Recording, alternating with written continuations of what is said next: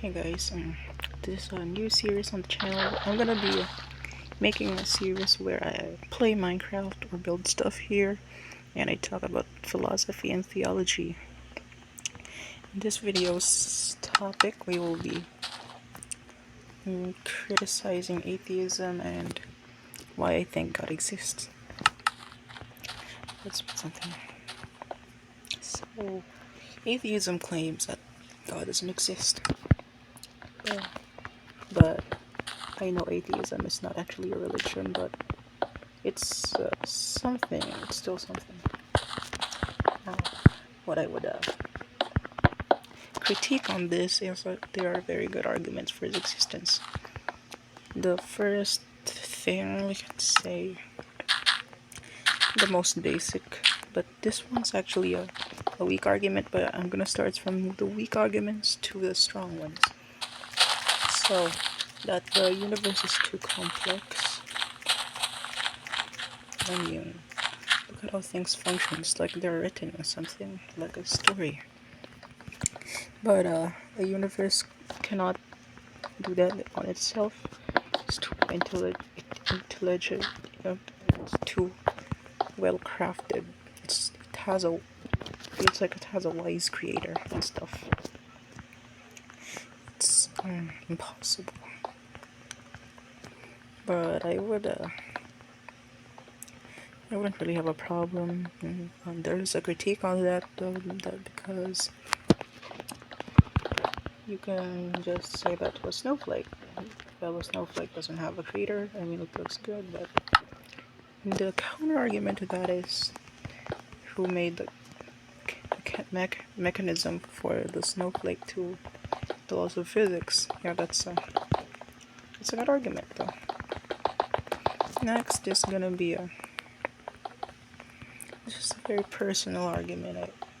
It's a type of cosmological argument I've came up with. No, I'm pretty sure people mistake this for another type of cosmological argument.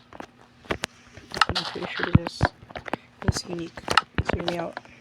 This is called the perfect creation cosmological argument. So it states that everything for the usual cosmological argument, there is an argument where everything had a first cause. The first cause must be timeless, stuff like that. But this is actually a modified version. So we all know that everything has a source. No, this is not a cause. The source is the best thing.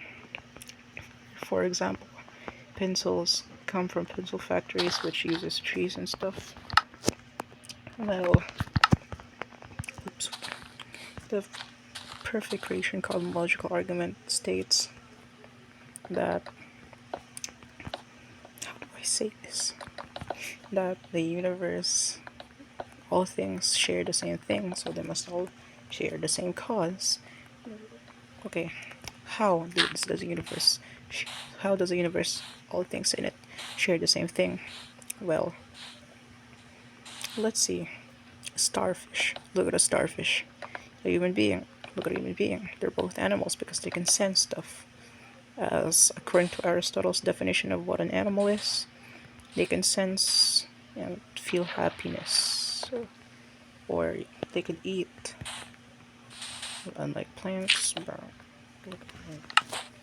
so let's go even further.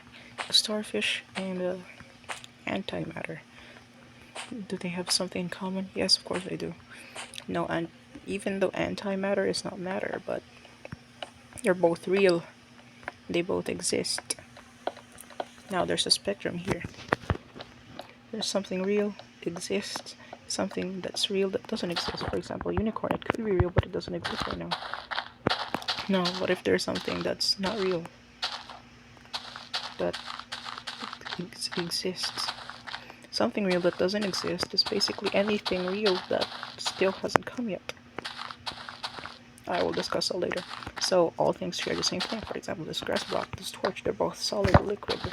They're both visible. They're both sensible. So how do I argue for that? It came from one explosion, right? The Big Bang. If we can go back further, all things have in common. They have one source, absolute source, God. Nothing. So nothing came from something came from nothing. Why would you call it nothing? Because there's nothing in the world that looks like that. How do I say that? So that nothingness is, nothing, right? It's void. It's void. It's not even a void. Void would be still considered something. Nothing is basically it's nothingness. But something actually needs nothing to exist. Well, if we are, something needs nothing to exist, therefore nothing must exist. But if nothing has the ability to make something exist, therefore it something might actually be uh, an imperfect reflection of nothing. What if nothing is just infinite? Infinite, just pure infinity, pure zero. So it might state that God is infinite, God is nothing, nothing exists, therefore God exists. I know this is an oversimplification, there's a harder explanation for this. But the next one this is actually simple. So if you guys don't know, I'm Catholic, and when a Catholic prays the rosary, the Jesus prayer. Now when I pray the Jesus prayer, when I look at the icons, I could feel God's presence. That I can't really feel when I'm not doing that in the Eucharist. That's all. And it's like empiricism. You could sense God, therefore He exists. If you don't find these arguments strong, maybe we should do a live debate somehow. I don't know.